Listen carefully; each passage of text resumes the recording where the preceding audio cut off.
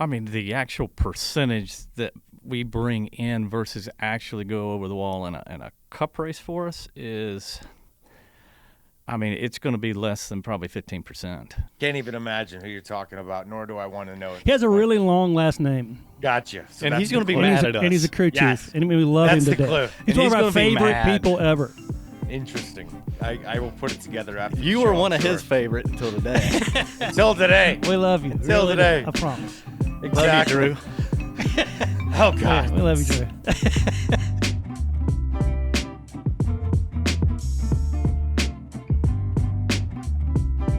Welcome in. It is Backstretch Banter on SiriusXM NASCAR Radio, Channel 90. I am your host, Chris Childers. Today, my co-host is Kevin Woods from RFK, who was a regular on the program last year. Love having Woods as a part of it, a devoted Auburn Tiger and a lover of all things Roush Fenway, RFK Racing. So we'll have plenty to talk about with Woods today. And our special guest, the star, Scott Bowen, going to be with us, the pit crew coach for RFK. We'll talk about this past weekend, what it's going to be like at COTA moving forward. 3 teams this year, so obviously there's more to the schedule with the third pit crew, so a lot to get into with Scott Bowen. But Mr. Woods, your debut on the show this season. We had Mr. Massaro in last week, which was a delight. How are you, sir? I'm doing great, Chris. Thanks for asking. They really enjoyed you and Massaro last week, and look forward to seeing that a lot this year. So it's going to be an We exciting had a lot year. of fun. Yeah, we had a lot of fun, and it was great to visit with Ryan Preece. Excitement was high for Atlanta. Coming out of Daytona, the cars certainly looked good in qualifying. In practice, everybody was happy. I was ready to get in my car. I live in Nashville. I'm like, oh, my God, we got 3 in the top 10. I better get down there. We might have somebody in victory lane. My daughter had to play, and luckily I did not make the trip because it did not go as well as we all wanted.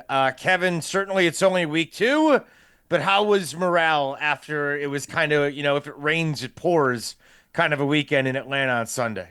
Well, Chris, restrictor plate racing, it giveth and it taketh away. So Yes, it does. Yes. The good thing about it is anybody can win, and the bad thing about it is anybody can lose. So last 2 weeks, pretty tough, I think, as a whole, but you'll kind of have that with that type of racing. What was the play, by the way? Oh, it was Frozen. She was in Frozen. Oh, okay. Yeah. All right. That's awesome. Yeah. And I had to go see that 4 times. Well, I this think past that might weekend. be fitting. I was not in Atlanta myself, but from the people Yes. from here that were there, they seemed to say they were frozen. So either way, I think you had it covered. 100%. It was that kind of weekend, but hopefully COTA Austin, it's going to be a whole new world, and things are, which was a weird pun, but we'll go with it. But hopefully things are going to shake up better in week number 3. Scott is with us today. He is sitting there. He is waiting patiently. He is ready to go. He is the pit crew coach at RFK. We have a third pit crew this year.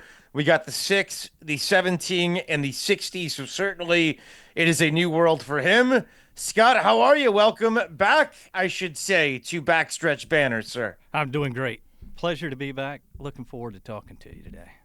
Well, how would you describe the first 2 weeks of the season? You are in an interesting spot as the pit crew coach, and you guys can only do so much. You got to put the team in good positions every time they pull into to pit road. But there's a lot of luck involved on the track, certainly in Daytona, in Atlanta, as Kevin just described. But from your perspective and your guys, how would you describe the last 2 weeks? I would say the last 2 weeks, a lot of positives, some things we need to work on as well. I try to, the track's one side of it, right? We can't control what goes on out there. And to Kevin's point, that's speedway racing as well.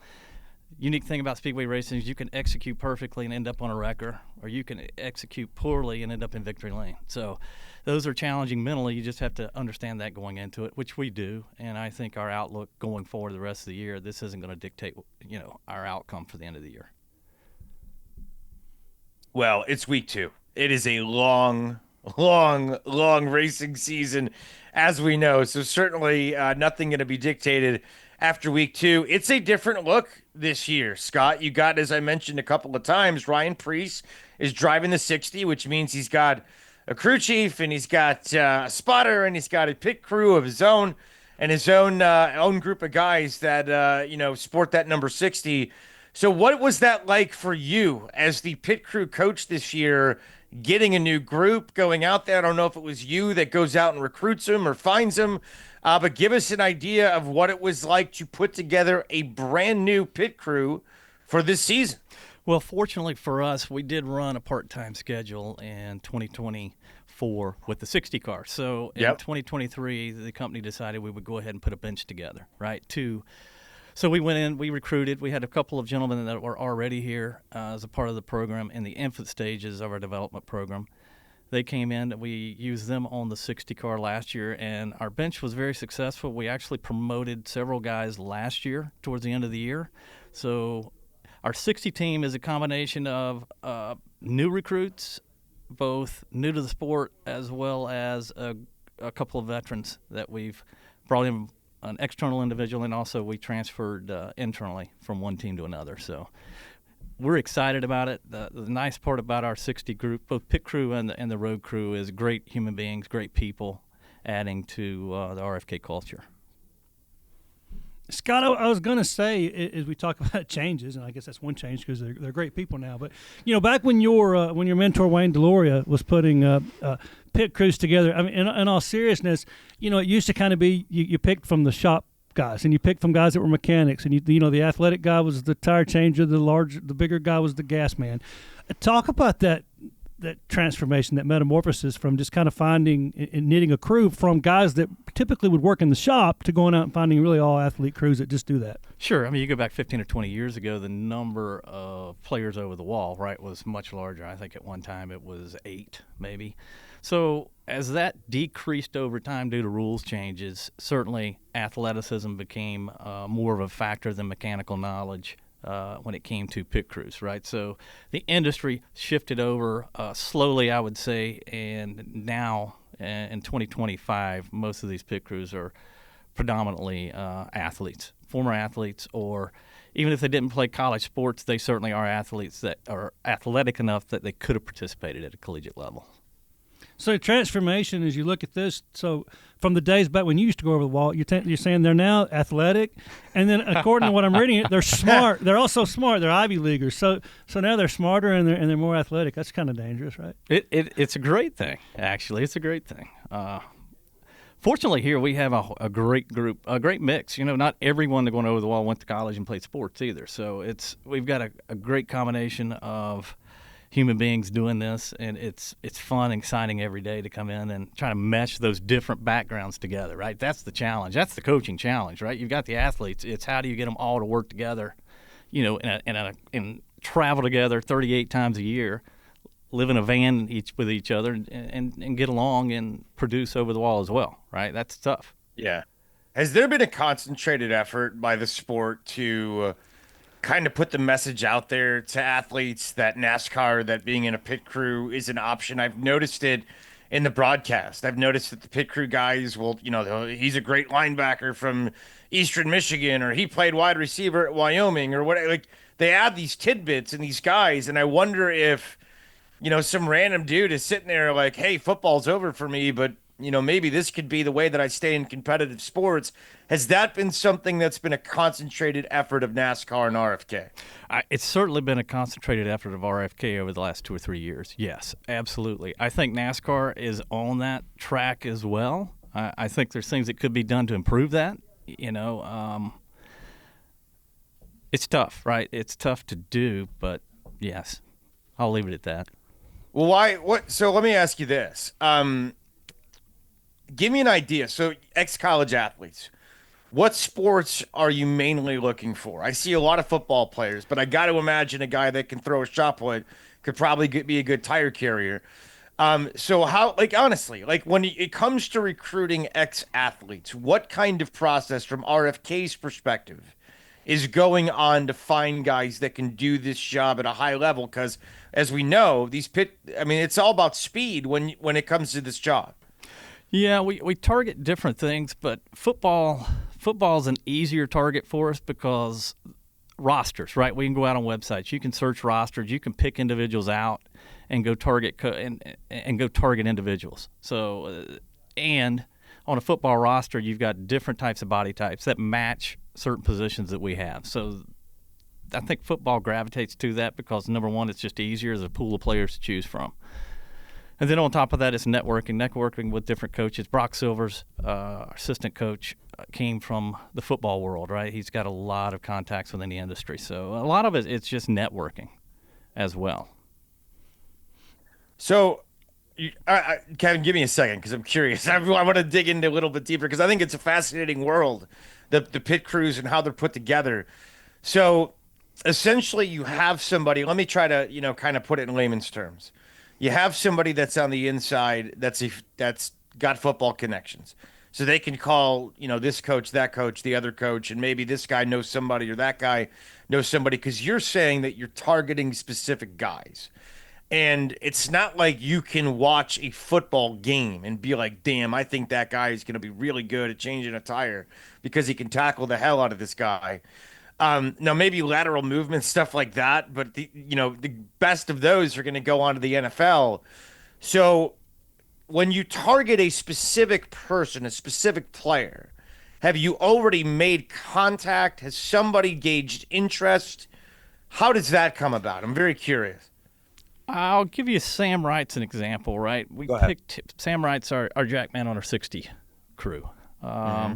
Brock picked him out off of a roster, and it somehow got his contact information. I believe it was an email, right? He came up, visited. We want to see them. We'll bring players in or potential candidates in and run through some drills. And, again, just let them watch practice. Does this interest you, right? You could have the greatest athlete in the world, but if they don't want to do this, then it's not going to work out very well for them. Because one thing we're doing, again, they spent their whole lives probably paying the sport football. If you take football examples, they start when they're very young. None of them have been jacking race cars for any amount of time whatsoever. So you're taking an adult and trying to train them on something that's new. So that can be a challenge. And a lot of times for these guys, this is the first tough challenge they've ever had because of their natural talent to play football. How many guys last? Kevin, if you don't mind, I think this is a really interesting conversation, and feel free to expand on it, Kevin. No, I agree with you. I was going to expand on that because it's very what you're saying is super interesting, and compare that for Chris to literally 20 years ago when your selection pool would have been you kind of walked through the shop and said, oh, that guy looks like he might have played baseball in the 8th grade. That's what happened to me. And and now you're literally recruiting out of college. Yeah. So that's my story. Need a tire carrier for Daytona. They came to me in October. Went over the wall in the Daytona 500. First race I've ever been to. Or not been to, excuse me, but went over the wall in. That's awesome. So it is, everything's changed about it. From the who we have in the pit suits, the analytics of everything, the cars. I mean, as the world has changed and technology has progressed the world, certainly the sport has become way more technical. And we see that right now with the way they recruit athletes there at RFK. It's really interesting. Scott Bowen is our guest, the pit crew coach at RFK. We'll talk more about the races and coming up at COTA and how that's different from, let's say, Atlanta or Daytona and how he coaches that and all that in just a little bit. But as long as we are on this subject, I want to keep digging a little deeper because I really think this is something for NASCAR fans and really even football fans that is interesting. The reason I say it, there are careers for these athletes after football, but you got to know where to go. It's strange. Weirdly enough, the WWE does the same thing you guys do. They kind of, look for these guys that maybe are gals that aren't going to be playing pro sports, but they think they've got that it factor that can keep them going. And it's like, hey, this is a way to keep your athletic skills going. And a lot of people want to keep that going because it's all they've ever known. So certainly NASCAR gives it that. I'm curious, how many for RFK? How many guys do you look at, try out, bring in, meet? And are there several that just know right away they're not cut out? They figure out, give us an idea of the percentage of guys that you look at that end up actually working in the pit crews. I mean, the actual percentage that we bring in versus actually go over the wall in a cup race for us is I mean, it's going to be less than probably 15%. It's a low percentage. But, again, it depends on how many openings we have at the time as well, right? We have a certain number of candidates or number of spots that we have, and it depends on the openings as well. But, we may bring in 10, 15 guys to fill one spot. So So they're under contract with RFK for a we'll amount of time? Correct. Okay.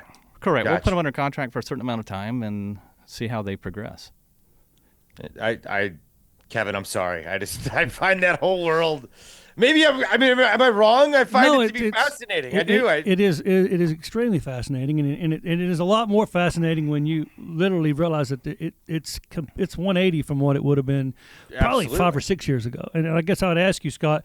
I know there's less people, but if it was straight up apples to apples, if you could compare, like say the pit crew you were on in 05, this is one of the better ones with Mark Martin, that versus what you have now, if it was apples to apples, 4 lug nuts or 5, we'd be in trouble. How much faster? What kind of? If somebody had the foresight 20 years ago to go out and do this, how much performance raise would you see in that? Well, I think it would be significant if you had the foresight to know we were decreasing the number of players, right, that are capable or allowed to go over the wall. Excuse me. There's no comparison because our body types weren't even the same. Right. I'm at max 190 pounds. Today, 190 pounds, you're not going to carry a tire. You're not big enough, strong enough. So it's apples and oranges to me. And the other piece, Chris, that's interesting about you'd have to kind of be around to see is it creates a whole nother. Before it literally was mostly pit crew, mostly guys that were on a team, like maybe they were a mechanic or they're a painter. So you've really created this whole nother segmented group of people. That another culture, like if you do an ethnography type, a whole other culture that exists of pit crew guys here that aren't a part of those other things. So it's just a complete new dynamic that was added into the race teams when you went this way. And the other piece of it is, the outlook is a little bit different because the outlook before was you would pit as long as you could, and then you would paint or whatever, and this is different. These guys will move on like any other professional sport. Most likely, most of them will move on to kind of something else when their time is finished doing this, which is always just kind of a big kind of departure from the way it was looked at before as well. But I will say this: the one thing that hasn't changed is the successful ones from 20 years ago and the successful ones today. The mental side of it, that hasn't changed. You still have to be a gamer, go over the wall, and perform on Sunday. That hasn't changed. How different is it for these guys to have to learn to be patient because they're not out there like it's Chris Buescher, it's Brad Keselowski, it's Ryan Preece that's driving the car. So these guys came from the football field where they're involved in the game, and I guess there's an offensive and defensive element where if the offense is struggling, the defense is going to be out a lot and vice versa. But what I mean by that is they're only performing a certain amount of times per day, and they've got to be on it. And I'm wondering from a psychological perspective from you as a pit crew coach, if there's ever kind of, a growing pain you see with some of these guys when they get a little anxious waiting for that moment. Yeah, I think it's a sport where most of the time the pit stop's the same, right? The motions are the same. It's really the ability. It is mental. It's the ability to repeat the same thing over and over again without making mistakes and go really fast, right? That's what we're asking them to do. Yeah, the time frame in between stops, it varies from track to track, and each player has their own way of dealing with that, own routines. If you start paying attention closely, they have routines that they do in between stops, before the race, etc. And the mental side of that's important, that they each establish that. So with a younger player, a newer player to the sport, yeah, there are growing pains going through that. Also the self-control, right? You can go over the top and try to go too fast, and then you start making mistakes, and obviously, you don't want to have habitual mistakes. No, you do not. It is, it's crazy. It's a crazy profession, and the guys that do it well, they are certainly elite mentally and physically. Let's take a break. Interesting conversation so far. We will get into the nuances of Atlanta when we come back. Certainly, the drivers seemed extremely aggressive from the green flag, and we'll talk about that from your perspective as a pit crew coach coming up in just a few minutes. Chris Childers, Kevin Woods, and the pit crew man, Scott Bowen. Stick around. It is RFK Racing's Backstretch Banter on SiriusXM NASCAR Channel 9. We're back on Backstretch Banter, Sirius XM NASCAR Radio, Channel 90. Backstretch Banter with RFK Racing as we go into weekend number 3 of the NASCAR season down in Austin at COTA at the Circuit of the Americas. After that, it is Phoenix and then Las Vegas. So some time on the West Coast before getting back to the Southeast and Miami. A busy month and change coming up. Chris Childers, Kevin Woods from RFK. Scott Bowen is our prime guest today. He is the star of the show, the pit crew coach for RFK. So let's talk Atlanta a little bit more, and then we'll look ahead to what's coming up in COTA in Austin. But it seemed from the green flag very aggressive. From your perspective, as you're watching and you're advising everybody, what did you think about how things were playing out? That racetrack gets narrow, and the corner radius compared to Daytona or Talladega, right? They're running pretty close to the same speed, so it's not unexpected to me that we have quite a few accidents there.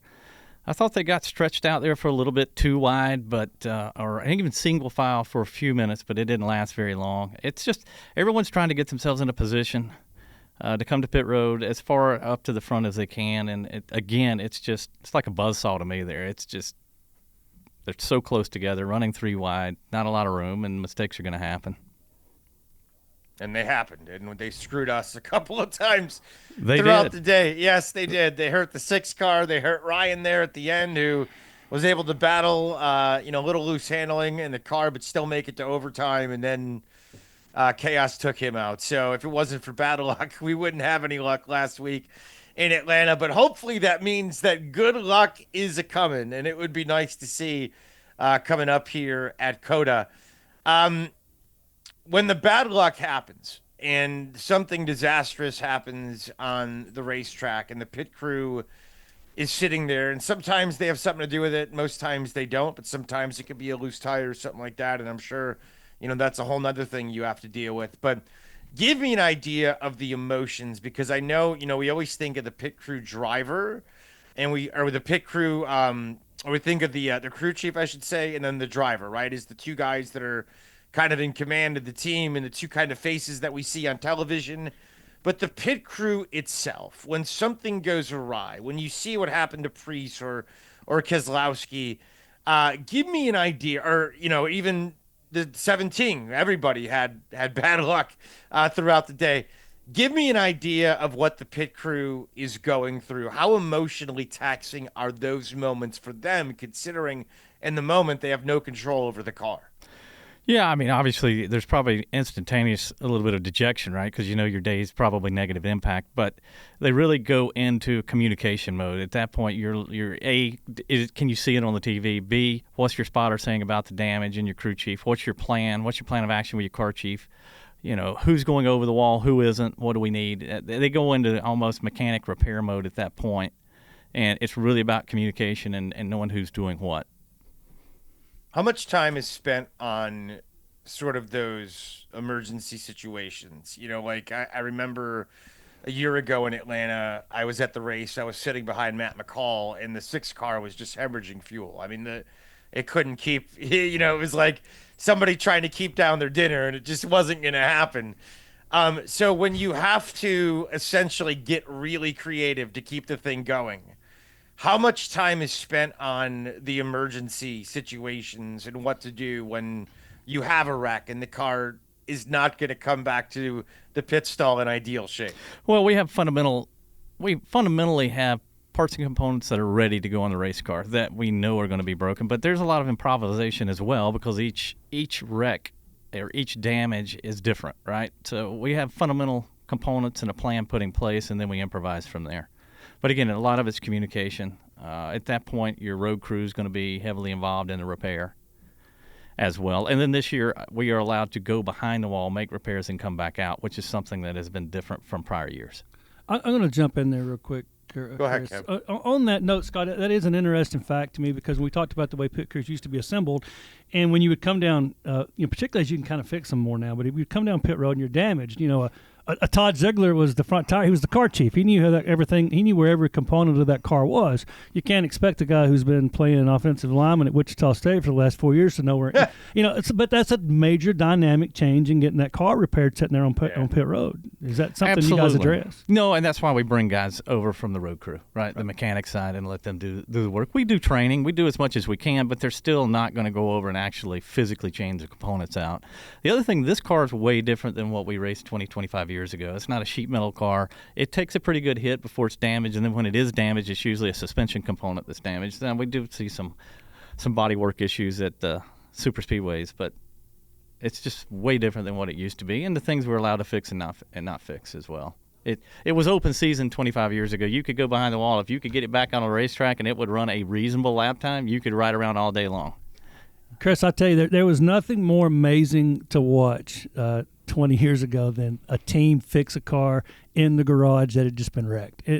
Because for me, all these people and everybody's got their person, and you could really see how much knowledge and really skill that some of these goofy guys had when you saw them go to work on that torn up tradesmen, right? And literally, tradesmen, and just sit there and build a car from that had been destroyed. You'd really be like, man, that guy really knows what he's doing, and you really could see that skill come out under the. I think it wasn't really good for the sport per se to have a half a car out there running around, but per se, as far as watching them go to work in there, I was always amazed by it. It's those guys. Yeah, I know exactly what you're talking about, and it's kind of incredible. I know it's changed, but there's some people, man, they just can be magic when it comes to fixing those things, and I'm sure it was just a work of art to watch it happen back in the day. But as Scott said, the cars have changed so damn much, and it takes a lot to beat them up, and when they do happen, a lot of times it's going to be suspension.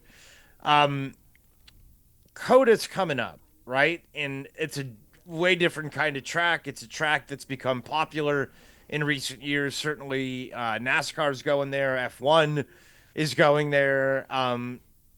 Popular place, right? It has its own little unique quirks. When you train this week, is it a lot different than it was last week or the week prior? Give me an idea of what it's like going to the Circuit of America. It isn't that dissimilar to what we've been doing the last couple of weeks. We'll be marginal there whether or not we're waiting on fuel. The speed of the stop may be dictated based on track position and where we're running at the time. The stops should be quicker than what they've been at Daytona and Atlanta because the car setups will be more favorable. Road course setups are different than anything we run, so we will get the teams acclimated to those different setups, but that's really just handled through practice. How much practice is spent on the setups for the road course? Oh, we'll do 3 days of practice. Primarily, That's what we'll do is 3 days. Okay. How long are the practices? It depends. We had a group practice today. It was around 2 hours, and then we'll do individual practices tomorrow with our behind the wall, and those will be 1 hour segments per car number. Give me one more, Kev, because I'm curious. I mean, I guess you bring. Well, no, go ahead if you got, because I'm curious. You said there's a group practice, so you've got the 17, the 60, and the 6 all at once. Are the practices competitive? Like, do they get? Yes, you focus on different things each week, or that we want to. Yeah, we try to make it as competitive as possible, especially for the younger players, because that puts pressure on them, which is what they're going to have at the racetrack. But yeah, we try to make it a competitive environment. Not every group practice has to be that way. Sometimes we'll do drills. It just depends on what we're doing, where we're going, and what we're trying to work on goal-wise as well. This time of year, we're running quite a bit of stops, just getting the guys back going from the off season and making sure we're prepared, because we're going to go to Dakota, then we're going to go to Phoenix, Vegas. That's where the pit stop times will start picking up. So we'll want to get everything cleaned up and buttoned up before we go there. Go ahead, Woodsy.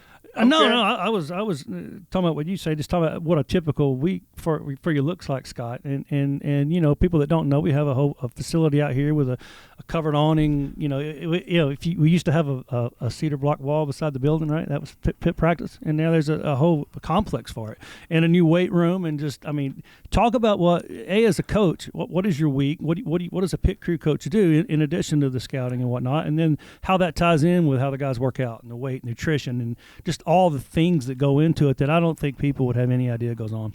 No, there's a lot that goes on behind the scenes. Fortunately, we have our strength and conditioning coach, Les Ebert. He's our head. We have Kyle Fox, our assistant. They handle the gym, the workout schedule, all that. And Les really handles the overall schedule because the pit practice schedule, when players are here, when they're not here, when they're working out, he has to put that together, and he does a great job with it. We have Lena, who handles our PT, our physical therapy.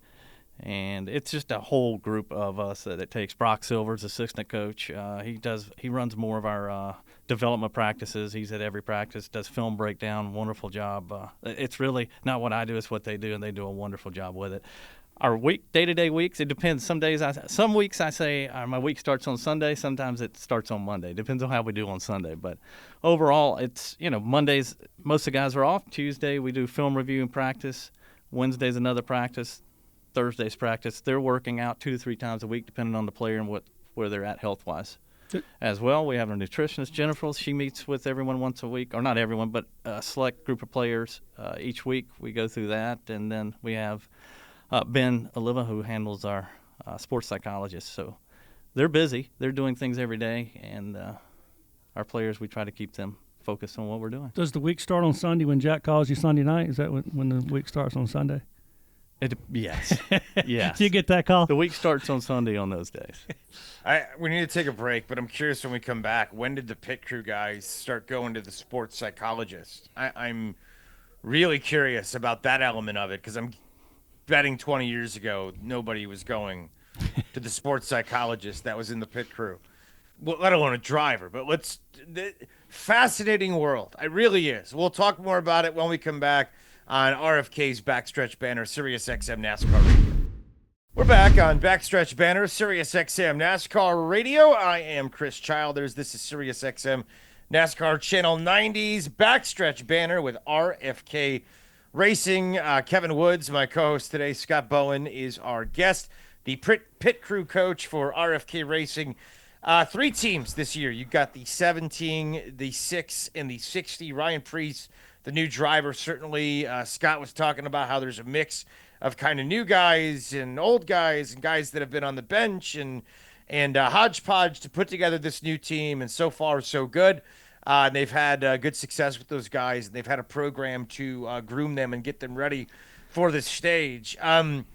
You mentioned the week that your pit crew goes through and the weight work, nutrition work, the practicing, film work, etc.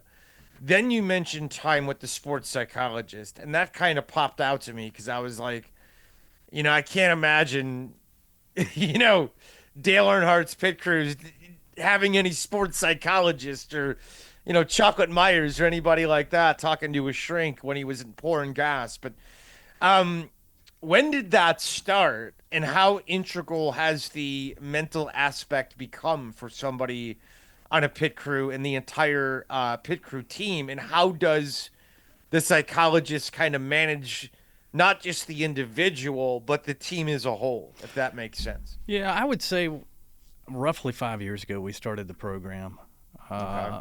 And you got to remember, most of these guys that are coming out of college, it's just a part of the program that they're in. It's something they've been accustomed to. So, Sure. You use the word shrink. I don't think they look at it like that. I don't look at it. That's I really an old don't. school term, No, isn't it is. Like it is. Yeah. But the misnomer really is just Yeah. about getting them to communicate, open Sure. up, and again, it's 38 weeks around the same 5 guys, right? You and your four bandmates all year long. You need to be able to get together either individually or collectively and help them out. There's a lot of things that go on outside of here that can impact here as well. So if someone has an issue they've got going on personally, then they can deal with the psychologist for that. That's private. Yeah. It doesn't come to me and or the coaching staff. That's kept between themselves and So all that with the psychologist is a safe zone for your. It is a safe zone for them. Yes. Players, I mean, yeah. if something's going to be communicated, with the coaching staff, certainly Ben will let them know that. as well. Okay. What he's not So telling you, it's Chris, gonna- is that Thomas here doubles as the psychologist too. So as soon as we go to Yeah. this podcast, Yes. he'll be in there and gives them hugs and stuff like that. Well, then I have Struggle. real concerns about the advice that he's giving the pit crew and But based and the on drivers. our performance in here, on based on Thomas's. No, I'm kidding. Thomas is Scott, wonderful. on the psychological note, I've always thought with pit crew guys, as you said, you were one. It's a lot like offensive linemen in football. Nobody really cares when the stop goes great or well or normal or even whatever. When something goes wrong, it's like you got a holding penalty, and they call your number out, and the TV shows you 20 times. I guess looking at that for you from a coaching role, knowing these guys work really hard, and nobody wants to make a mistake, and those mistakes will happen, and they're highlighted when they do. It's part of what you do. Getting people kind of through that, especially how important is it that having been there? Well, I think it's important. The number one thing I always try to go or remind everyone around us, not one individual steps over that wall wanting to mess up a pit stop or make a mistake, right? So the intent is not to make a mistake. What I try to do is treat them with respect. Screaming and yelling isn't going to fix it. So I try to look at what process-wise. You go back and look at it. What caused it? What really was the issue? It's usually not the thing that's just one step behind. Did we miss something as a coaching staff? Did we miss a step, miss a process to not prepare the player? And sometimes things just go wrong, right? You just make mistakes. You can prepare all you want to.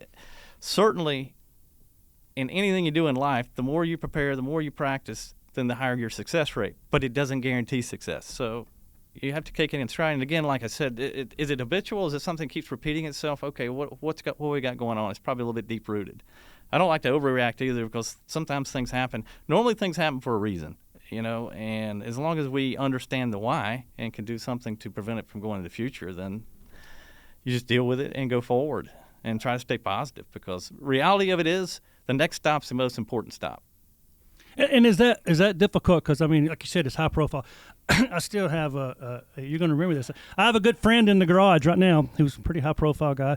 And if I walked up to him right now and asked him if Batman was his favorite superhero, he would, to this day, break out into a cold sweat over something that happened. How many years ago now is this? 15? Yes. 18? And you know exactly what I'm talking about. And it happened in a race where Mark Martin had an extremely fast car, couldn't lose it. I think still came back and finished second, right? Yes. And there was a mistake in the pit, and it's just so what I'm saying is, you can say shrug it off, but I promise you know who I'm talking about. And if I hope he's listening, and you know who I'm talking about.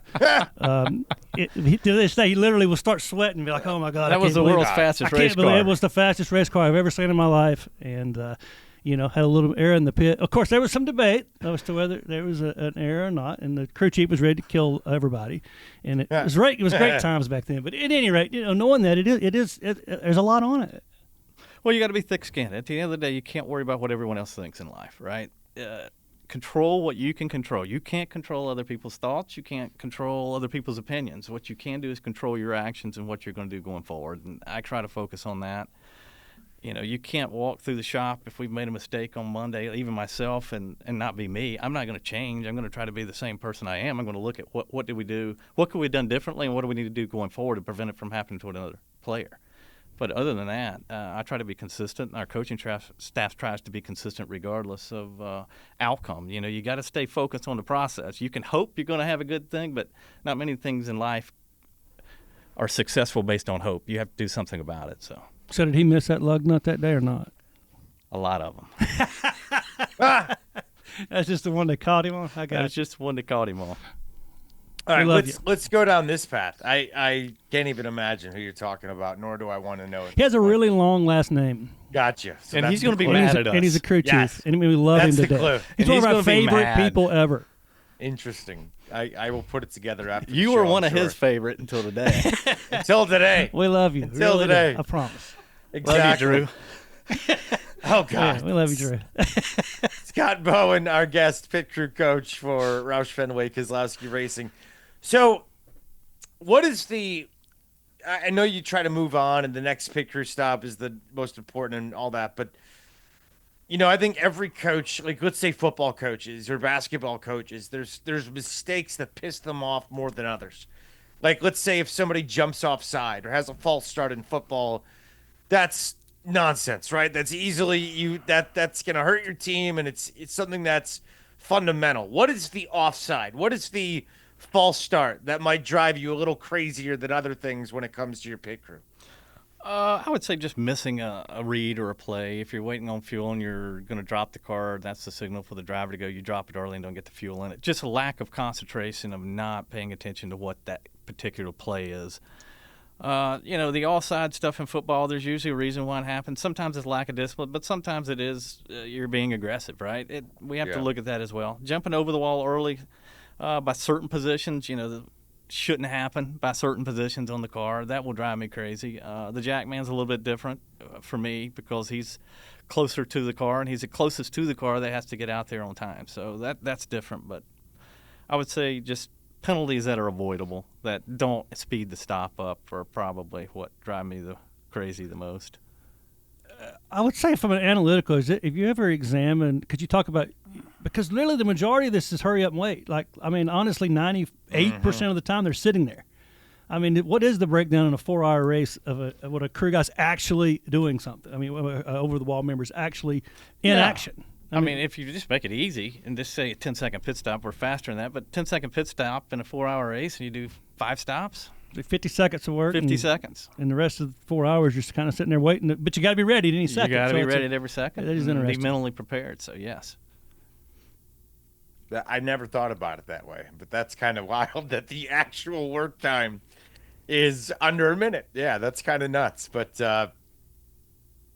that's wild when you think about it. You're right. That's Kevin. I never even thought about that because I just think about the guys kind of standing and waiting, and I've seen them a million times. And I've been around you guys, but that's it. Really, the time that they're actively engaged and doing their thing, because it goes so damn fast, is under a minute for a race. That's nuts. That's kind of cool when you put it in that kind of perspective.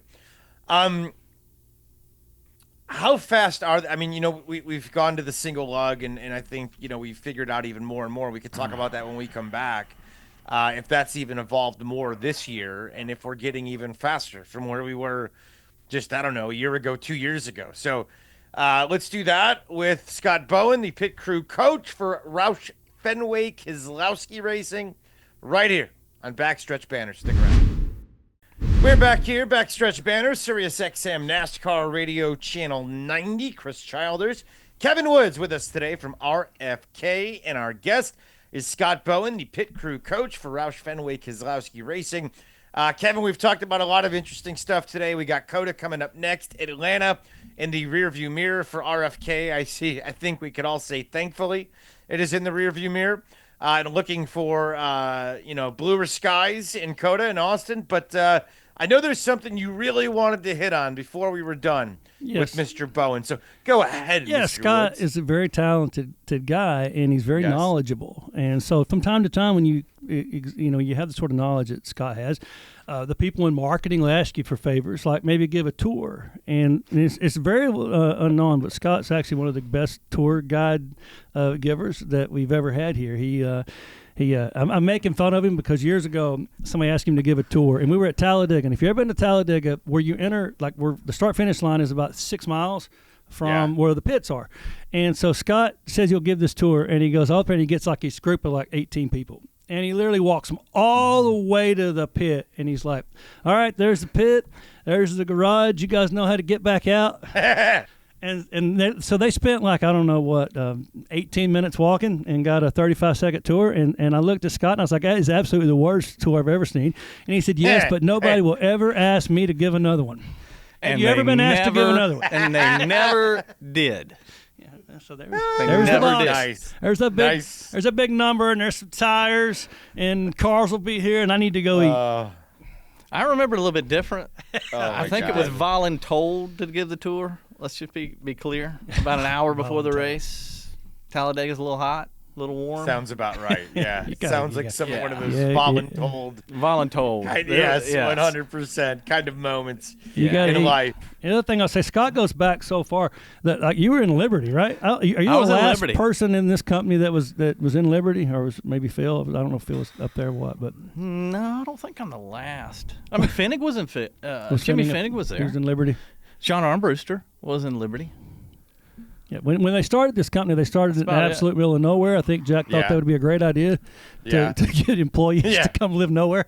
I guess they decided to move to Charlotte. But Scott was one of the lucky people that got to experience that. So it's in the middle of nowhere now. Believe it or not. So if you're looking for that place that doesn't have all the roads and shopping malls and everything, that's still it, right? It is, but it has. I will say it has grown exponentially. What was Jack's theory behind it? Like everybody could focus better. I think it was they could focus better and whatnot. And I think over time they learned it was a little more difficult to get. Is he old school like that? Like he wants everybody together and in person. I mean, he is, but he's adaptable too. That says a lot. I'll tell you a lot about Jack. That was a theory, and it worked for a couple of years, and it didn't work, and they expanded it. So I guess I will finish out. Talk about working with you. You probably worked with Jack as long as anybody in this company, and talk about that relationship. Well, one thing too, you got to remember when Jack entered, the race teams were just starting to be centralized, really, in the Charlotte, Concord area. You had the Wood Brothers up in Virginia. You had Bud Moore down in South Carolina. So it was a little bit of a different era than what it is today. Was it like working with Jack? Oh, it's been great. I've enjoyed the experiences. You know, he's tough but fair, and I've said that before. And he's given a lot of us opportunities that we wouldn't have had otherwise. So it's been fun. It's been fun. Is he the same now as he was before, or is he, got a little softer? He called me Monday morning about 7:30. To be honest with you, yeah, he wasn't all that soft. Huh? It was 7:30 Monday morning. We met. He's the same. See, but no, he's good. He's good to work with. He just wants to know what's going on. He wants to know what's going on. He cares, right? And he's engaged and he cares, and that's all I can ask. And for. Fair. And it's fair. It's always fair. Yeah. How about Brad as a owner driver with you guys? Is he kind of warm and fuzzy, or is he Jack Roushey when it comes to fair? But he's active. He's engaged as well. No, he's good to work with. He understands. Again, he's analytical. He wants to know what were the inputs and why did we have this outcome. In a lot of ways, and that can be good or the positives. And we always talk about pit crews and the positive when mistakes are made. There's a lot of good pit stops on pit road every week. No one talks about them as much as they do the mistakes. They get highlighted because they impact the car position on the racetrack, and that's good for fan viewing and everything else. But at the end of the day, there's a lot of good, talented people that do a lot of right and a little bit of wrong. Yeah, and I want to say Drew was one of those. Most of his stops were not bad, okay? Brad and Jack probably a little bit alike in some ways, analytically, whatnot. The thing about Jack is you have to understand, if Jack had grown up 30 years, 40 years, 50 years later, Jack would be different than he is. It's a product of what you are. If he had grown up, he may be somebody that says, we all got to be here at the shop working all the time. Had he grown up in an era where he could be in his basement on a laptop doing more work there without paying for a bill, he would have done that. So you change, but they're a lot different, but there's a lot of similarities in those guys and the way they approach things. They both want to win races. That's what I was going to say. They're both highly competitive and want to win races. And that's what this business is all about. If you're not in it to win, then why the heck are you in it? Correct. Scott Bowen, a pleasure to hang out for the last hour, man. Thank you so much, and good luck to you and your 3 teams this weekend at COTA. Thanks so much. Thank you, Chris. Appreciate it. Pleasure being on the show. Thank you, Kevin. Thank you, Scott. Everybody thanks Kevin. He is a pure joy. Not one person this week. Pure joy to be around. Kevin, I thank you as well for co-hosting with me today. And we say goodbye. I'm Chris Childers. We thank you all for listening to another edition of Backstretch Banter with RFK Racing on SiriusXM NASCAR Radio Channel 90.